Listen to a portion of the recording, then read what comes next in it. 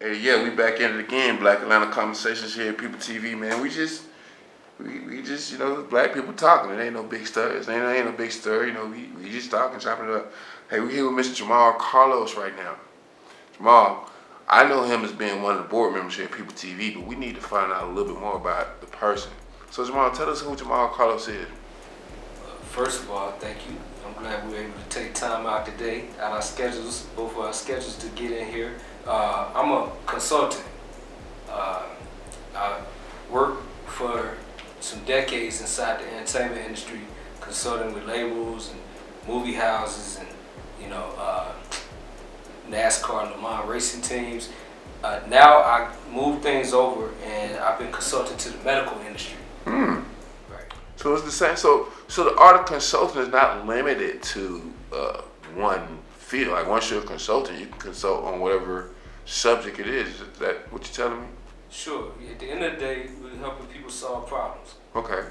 And the bigger the knot you can untie, it can make sense for you. Okay. So what would a person do? So that's intriguing because basically you're telling me a person gets paid for their knowledge, and like we're trying to open up new career fields for people who's looking at this program right here. So what would be the basic thought of a person seeking to get into being a consultant or doing what you're doing? I think it would be based off of your passion. So you can find your passion and then really get, micro niche, really get laser target, that kind of focus, and figure out what the problems are. You figure out what those problems are, there's some other people who are probably going through the same challenges.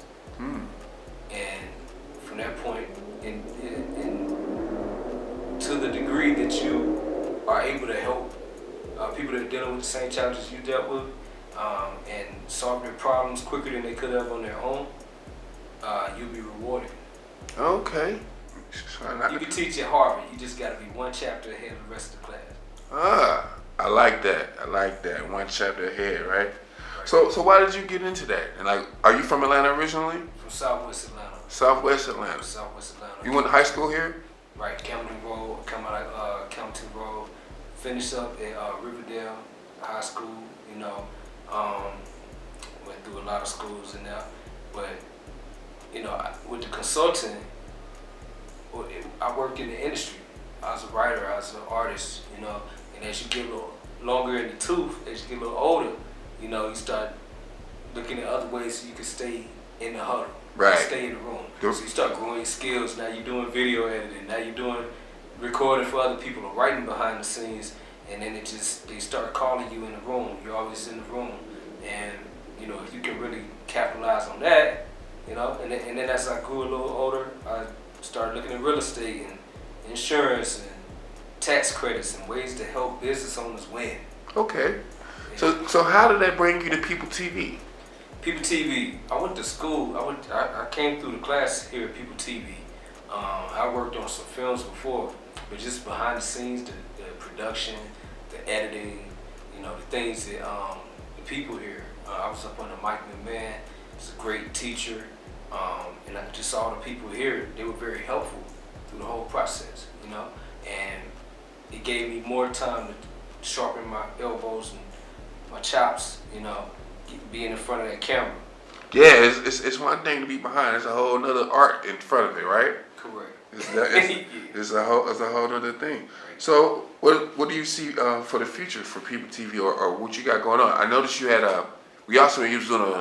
you was working with your daughters and you're doing photography, so I noticed you're passing the skill sets along through the generations. What are you doing? You have an outreach you're working with them, or are you just them particularly? Well, she grew up, and both of my kids, I got a son and a daughter, and they both are grown, young adults, and they grew up behind the scenes, a whole lot of different, they like, I like to say I'm like Forrest Gump. I've been in a lot of rooms, important rooms while some of the biggest decisions were being made, so that's pretty cool. And they were right there, in a baby crate, right. crate or whatever, in the child seat, as records were being produced and films and all this other stuff, so I think it's natural. Okay. So let's talk hip hop right quick. So out of all the things that's hip hop, like you said, all of the skills that a hip hop person can manifest, which one is your favorite? Your personal favorite of the things you do? Like, of all the things you do, which one do you love the most? That's a good question. You know, I always like writing. I always like rapping. I like those parts. I got into production a little later because we couldn't get a beat. People wouldn't give you beats. I got making no beats now. I understand. Right. So that was pretty cool. And then for some reason they'll always bring me in the boss room. So it's like, I don't know, that's favor or something, but I like what they do behind the scenes to get the money. I like their parts, the paperworks and all that. Yeah. When I was coming into the game, they told me, hey man, you can't be on the stage and count the money at the same time. And but dexterous, man. Yeah, so I always took that, like I took that wisdom statement, as okay, I see what's going on. So how can somebody get in contact with you right now, or what you looking like on social media, like somebody will reach out to you? Social media, direct at the one brand, the number one, the one brand, everything spelled out. That's how you can contact me. In my consultancy work, what I do with these doctors, if y'all are dealing with pain, I help clients get their doctors in touch with me, so we can get some pain relief out to the people. Okay. Knee pain, where we started focusing because we had people in the family, an extended family that were dealing with this, and they had to get, surgery, and there was another way that could keep them from having to get surgery. Mm-hmm. So once we learned about that, we just want to make sure the doctors have the right tools, because a lot of times they just refer them out to surgeons.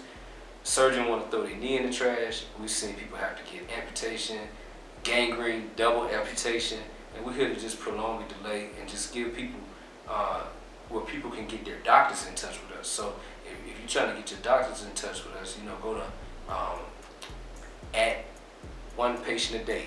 Once again, the number one patient a day, and you can get your doctor in touch with us, and they can get the tools in their hands so that they can help your community. Not only you, it's like 10,000 people turn 65 every day. Absolutely. And they just pouring into Medicare with a lot of them got knee and joint issues, and these doctors, we got to help these people.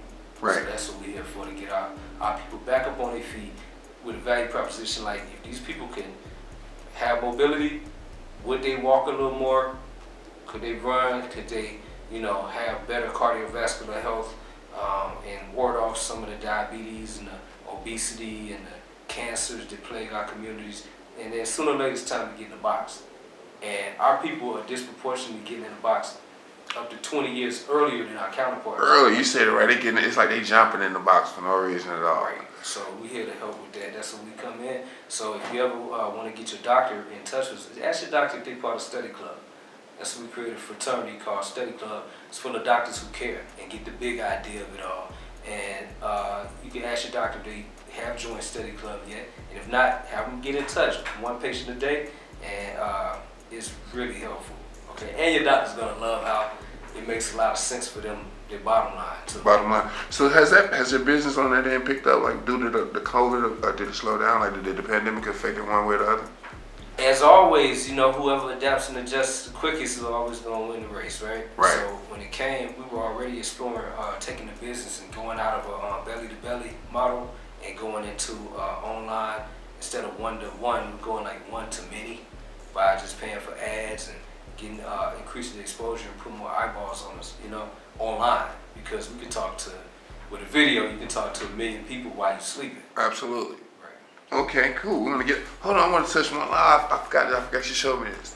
You told me when you do your presentations, you normally have an avatar speak for you in your presentation. You gotta go online and snatch one of them.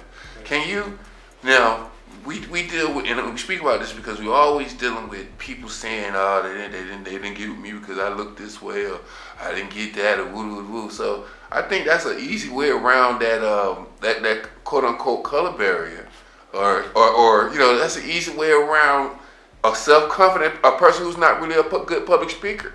Right. Like you done practice that presentation, then when you got in front of them, you got the Right. So I understand. So can you just give me a little bit of science about how you use this avatar in your presentations? Okay, I'm glad we went there. So artificial intelligence is the future. We're here now. you're on the phone with customer service. A lot of times it's a robot, and the robot says, "Hey, I'm a robot, but I can hear you. And tell me if you need this or this. Tell me the topic, right?" And as we go into AI space, we created the AI money team, right? The AIM team, and they actually work behind the scene and help us sift, because it's only so many hours in a day. And if I'm using my company's best resource, me, to sift, then I'm not busy out helping people. I'm counting beans and fielding frequently asked questions. With artificial intelligence, they can actually do that and kind of sift through and disqualify. We really push clients away, and we like to reserve the space to push people away that don't fit, because if they don't feel the big idea of helping get people back on their feet and mobile, if they're just in it for money or whatever, then they won't be a fit for my company, just honestly. And I don't have the time to go through it. Right. But if they make it through the other end, that's when they get to a live person, and it makes it where you don't have to go through so much minutia. Ah, got it. So that's let me throw back out there for y'all that didn't know. That's a good way to shift through the ungood employees and get you the good employees. Because they make it to you, they at least had to try a little bit. I got a whole money team, man. We got Marty, just like Back to the Future. Right. He actually can show the doctors a year in the future. That's the one you saw. Right. They put on the glasses and they can go a year in the future and see what it would look like, or what a year in the future looks like 12 months from now if we work together. How they now got the return of their time. They able to spend more time with their kids. They're not having to run in that medical hamster wheel. And Right. They're really helping people out. It's like a 92% improvement rate in mobility in these patients that are coming through my program. So they get a high efficacy program, and opportunity cost is like so low for them, and just the benefit for the whole community. That's really cool. Like I have patients who we might have saw them on week 1 when they're coming in and they're like wheelchair walker, cane, dealing with some level of knee pain, and then on week 5 we do an exit video. They're like walking down the hall, cane swinging 2-3 inches off the floor. They forgot it doesn't hurt anymore. Let me ask you this too. I mean, we just tearing at this point. Hey, so do you find that patients, the people that you're actually serving, do they tend to have a better stimuli? Because it sounds like you have an organization that offers at least the outer look that we care about you. Right. We're concerned about what's going on. Do your patients react better to that environment? Because basically what I'm getting is you're catching a person who's been laying in the bed and they told them they sick and they believe them. Right. And then they come see you and all of a sudden they realize they didn't need that walking cane. Have you seen, is that a good ratio amongst the people you're working with? It's like 92.7%. I mean, like, to see the whole journey, like we started documenting the journey just because these people are coming in like in tears, bone on bone. They dealing with some real stuff, and the only solutions that they knew before was like, get a corticosteroid shot. That probably won't work. Like 21% of the injections they outside of the sac. Your actual capsule, the synovial sac, they outside of it. So the shot won't even work for that. It's a corticosteroid. So if they shot you in your ear, your knee would stop hurting for a while. But then when that wears off, and that pain comes back with a vengeance, they usually get a referral out for surgery. Right. Wow, and you give them you're going to let the wolf babysit your chicken. Wow, so, yeah, they went to school. A surgeon went to school to learn what? How to do what? How to chop you up. How to cut. So they throwing the patient's knee in the trash. Wow. Nothing but net. Nothing but net. Right. Wow. And that's where we come in, just to prolong the delay and help. A lot of clinician owners don't even know a solution like that exists, and then they can actually have them some success stories, which will bring more people in, and I think, so it's like, it just changes their whole bottom line. Well, that's what's happening. Hey, we can tear it up. Now, once again, the chair that you're in is always open. Anytime something new coming on, feel free to come through and let us know. Absolutely. We gotta know. Things come around the corner for you. And for People TV, just to go back to your question, I see People TV, it's a pillar of the community. It's in the heart of Atlanta. And they care. We care. Like, it's been here so long at this point, and it's passion based. You know, I think as we increase the awareness, people know we exist. Even more people know we exist, and know that there's a platform here where they can actually film. You know, get access, go through the classes. Once you go through the classes and you study, so you've been approved, you can get access and get your production off. You know, we're gonna bring on a lot of new programming. I look forward to doing a lot of programming with you. And Oh yeah, slam dunk all net. absolutely, and you know, some fundraising. You know, I see some strong opportunities to do fundraising here, because the proof of concept is here. It's done. We in the building. You know, now as all machines, it needs fuel. So you know, Little oil, yeah, little oil, little upgrades, all good though. But it's still a Ferrari though. Can we agree? absolutely, absolutely. But we can't run the gas too low on that Ferrari. We're gonna blow the engine. No, So I we think need the last support, people, you know, I think the last people that had the car thought it was a Yugo. they trying to drive like They thought it was a Yugo. It's still all good, but so it's good to know somebody around that appreciates and care. right, absolutely. And I know the people care, and I know you probably gonna put a link in here where people can actually get involved. If y'all feel it and the spirit moves you, I would absolutely hit on one of these links and support People TV. You know, everything that y'all do helps. This isn't our organization. I sit on the board, but it's not my organization. It's your organization.